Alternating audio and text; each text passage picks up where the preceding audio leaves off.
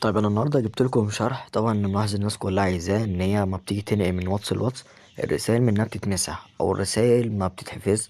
زي ما بتعمل بيك اب، البيك اب ما بيرجعش معاه بسرعه. تمام. انا النهارده جبت لكم شرح الطريقه ديت مضمونه مليون في الميه.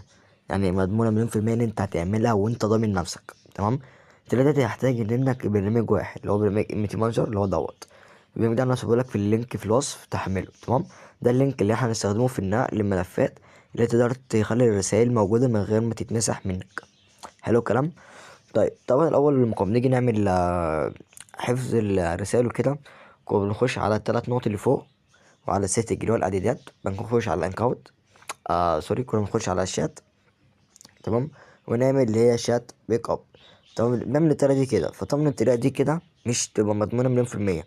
ان انت ما بتيجي تنقل من وصل ممكن اصلا ما يجيبكش اللي هو يقول لك ايه، استرجاع الرسائل. طيب سيبك من ايه، من الحوار دوت. احنا اول حاجة هنخش على الثلاث نقط، هندور على حاجة اسمها آه بيك اب، حفظ نسخ احتياطي. تمام. دي هنجيبها منين؟ هننزل كده في اي نسخة عندك، دور على حاجة اسمها حفظ نسخ الاحتياطي.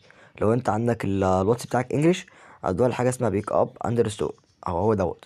تمام. بعد كده هيجيلك حاجتين، بيك اب اندرستور حفظ نسخ احتياطي، ورستور واتساب اللي هو استعادة النسخ الاحتياطي. دي الطريقة المضمونة مليون في المية. تمام. انا دلوقتي ايه، عايز انقل من الواتس اللي انا شغال فيه حاليا دوت على الواتس الجولد. تمام. طبعا انا مش عايز رسالتي تتمسح. حلو. فطبعا دخلت على بيك اب واتساب داتا. تمام. ثانيه نخش على الام تي مانجر. تمام.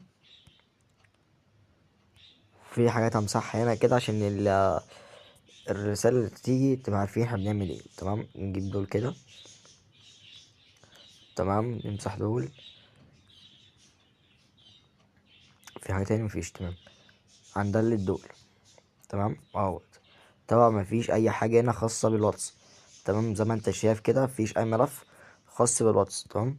هنروح على النسخه ونعمل بيك اب واتساب دات اللي هو حفظ النسخ الاحتياطي.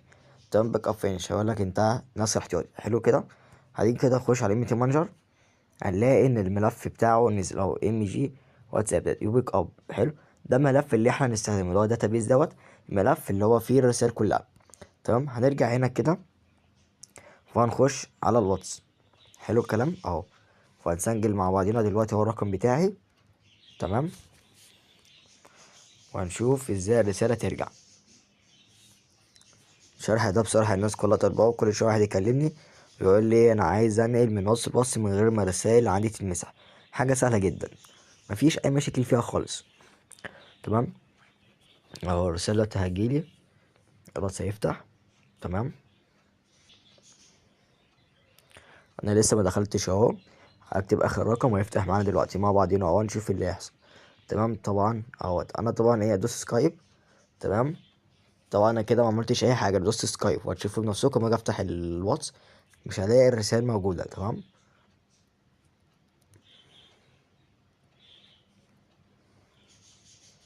تمام. وادينا اهوت هنفتح الواتس مع بعضينا. ماشي. اهوت هيفتح مع بعضينا، مش هنلاقي طبعا الرسائل اللي كانت عندي. ممكن تلاقي بس الجروبات اللي هي بتاعتك. لحظه اهوت. تمام. دي الجروبات بتاعتي اللي انا فيها. طبعا ما فيش اي رسائل خالص زي ما انت شايف كده، ما فيش اي حاجه فيها. تمام. طيب احنا عايزين نرجع رسائل، هنعمل ايه؟ هنخش على تلات فوق، تلات نقط اللي فوقيهم دول، ونخش على اضافات، ونلاقي حاجه اسمها يونيفرسال. طبعا انا عندي ما كانتش موجوده يونيفرسال، كانت موجوده بره بيك اب اندرسول حفظ نقص احتياطي. انا هنا عشان عارف ان هي موجوده في يونيفرسال. تمام. اللي هو حاجه اسمها سيم لجميع اللغات بالعربي. تمام. مثلا نجيب لكم الواتس بالعربي. تمام. هنخش على السيتنج بالعربي. تمام اهوت. هندوس على التلات نقط. تمام. اضافات الذهبي، مزيد من الاعدادات، هنلاقي النسخ الاحتياطي والاستعادة، هنخش عليها. هنعمل هنا نسخ احتياطي. تمام. عملنا نسخ احتياطي، هنروح تاني للبرنامج اهوت. تمام كده.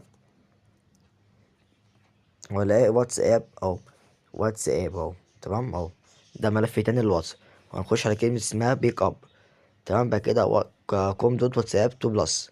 طبعا الاسماء بتختلف عن كل واتس، بيبقى ليه اسم مختلف. تمام. من كده هنخش على داتابيس دوت. تمام. هناخد منه تلات ملفات بس، ركزوا معايا. احنا كده دخلنا على ملفات اللي ايه اللي في الواتس الجولد اللي انا ما فيهوش اي رسائل. الناحيه اليمين ديت، الناحيه اليمين ديت اللي انا في الواتس الجولد اللي هو ما فيهوش اي رسائل.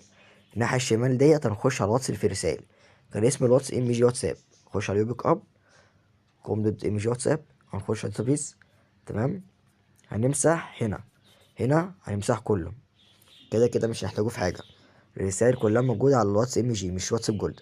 هنا فضيت الواتس الجولد. تمام. هنيجي هنا هناخد 3 ملفات بالظبط. ال3 ملفات دول طبعا ال3 ملفات دول دايما بيبقوا تحت هنا. هننزل تحت كده اهو 3 ملفات دول. ركزوا معايا ال3 ملفات دول اهو. هما دول بس اللي احنا هناخدهم. تمام. هندوس عليهم ضغطة بسيطة وهندوس كوبي او نسخ. كده نزلوا عندي في الواتساب بلس اللي هو دوت. طبعا كل نسخة بتختلف عن الاسماء. تمام. وهندوس استعادة البيانات. الاستعادة الآن. تمام. نرجع كده تاني. كده الرسائل كلها جات لي زي ما انت شايف كده. وادي الستوري كله نزل كل حاجة رجعت لي تاني من الأول أهو. زي ما انت شايف كده. كده الرسائل كلها رجعت لي. تمام. الطريقة دي طبعا مضمونة 100%. أنا شخصيا ضامنها 100%. هتستخدم بس البرنامج دوت. وريت تركز في الشرح وكل واتس بيختلف عن الاسم بتاعه. هو بس اللي مش بيختلف ان البيك اب. تمام. والبيك اب واتساب داتا اللي هو النسخ الاحتياطي. ده مش بيختلفوا تماما. اللي بيختلف ان انت تجيب اسم ملف الواتس نفسه. تمام. اللي بيختلف اسم الواتس نفسه. لكن اللي مش بيختلف البيك اب والداتابيس ده اللي مش بيختلف. واخر 3 ملفات من اللي انت بتاخدهم من هنا. تمام. طبعا اخر 3 ملفات برضو مش بيختلف. انت اهم حاجه ال3 ملفات دول. طالما انت معاك ال3 ملفات دول اعرف ان الرسائل هتبقى معاك. لو دول اتمسحوا كده الرسائل خلاص راحت. تمام. يا رب الطلعت عجبكم وباذن الله الفيديو اللي جاي يا اما نسخه يا اما شرح. اشوفكم على خير.